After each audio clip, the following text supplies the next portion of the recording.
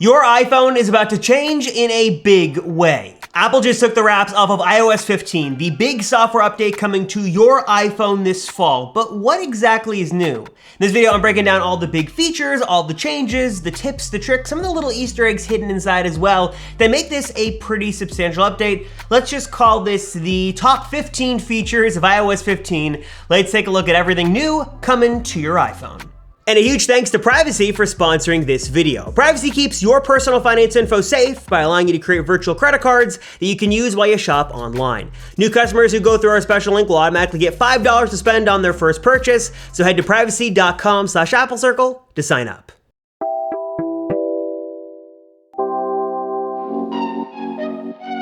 So up until today, we really didn't know a whole lot about iOS 15.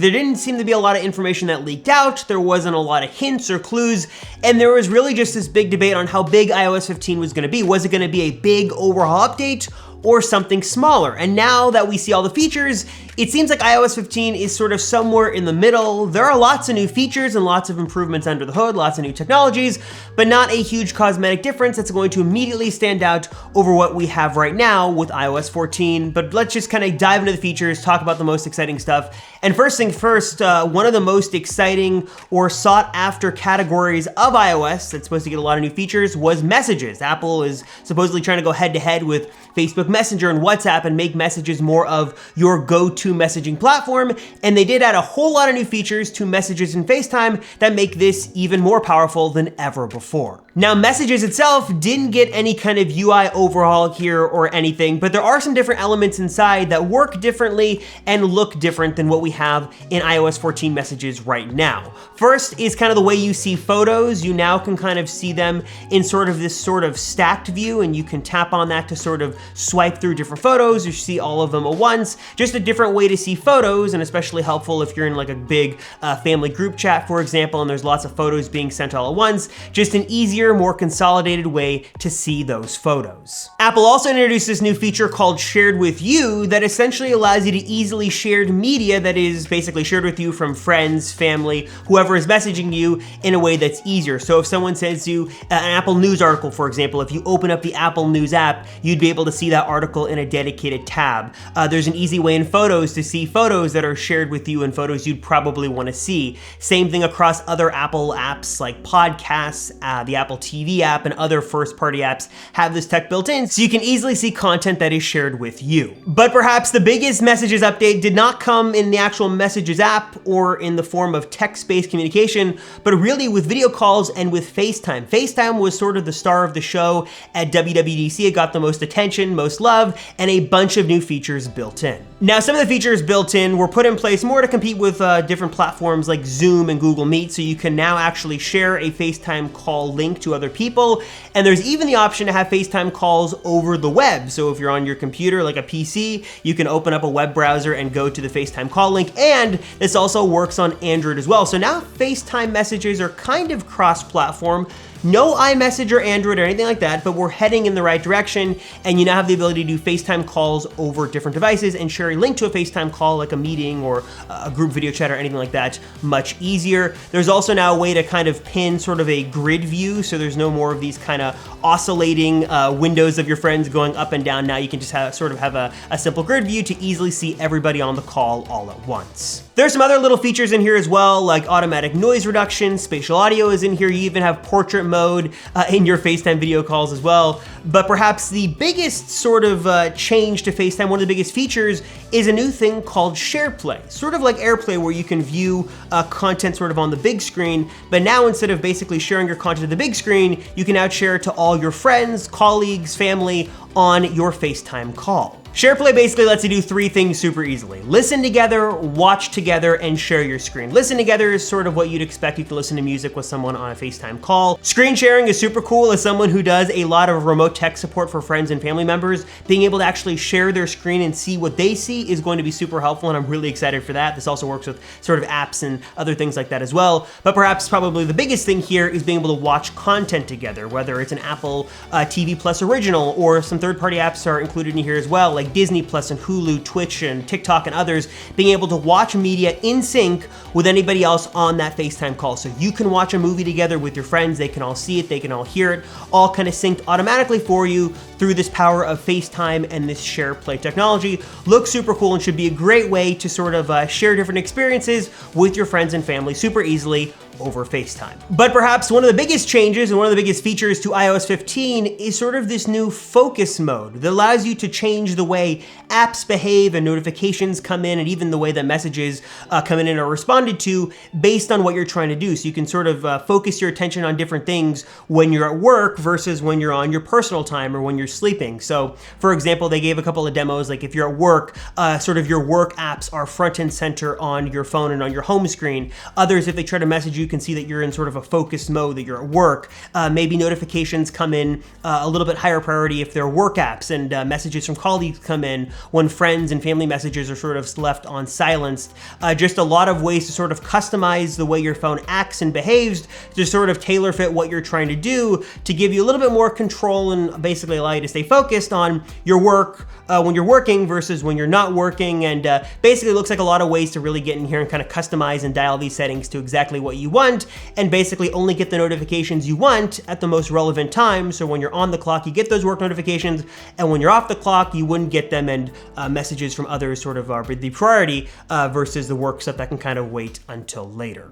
Before we continue, I want to take a quick break and talk to you guys about an awesome service that I love and use myself every single day, and that is also this video's sponsor, and that is Privacy. How many times have you gotten that surprise charge from that subscription service after you just forgot to cancel before the free trial ended? I know I've been there. That is where the beauty of Privacy comes in. It's a super easy and powerful tool that allows you to create virtual credit cards that you can use for shopping online, keeping your real finance info safe, secure, and out of reach from bad guys, and also giving you full control over exactly how, when, and where those virtual credit cards are used. Best of all, it is so simple and easy to sign up for Privacy and start using those virtual credit cards in just a couple of clicks. You can head to privacy.com/AppleCircle to sign up, you put in your bank info, and then you're good to go. You can create that virtual card, you can go and do your online shopping. Maybe you've been eyeing that Pro Display XDR from Apple and that stand as well. You can go through the checkout process, you can use the Privacy extension in your browser to automatically fill in that virtual credit card info in the checkout window. You can make that transaction and you're done. I use Privacy for all of my online purchases. I just love that peace of mind knowing that my finance info is safe and secure,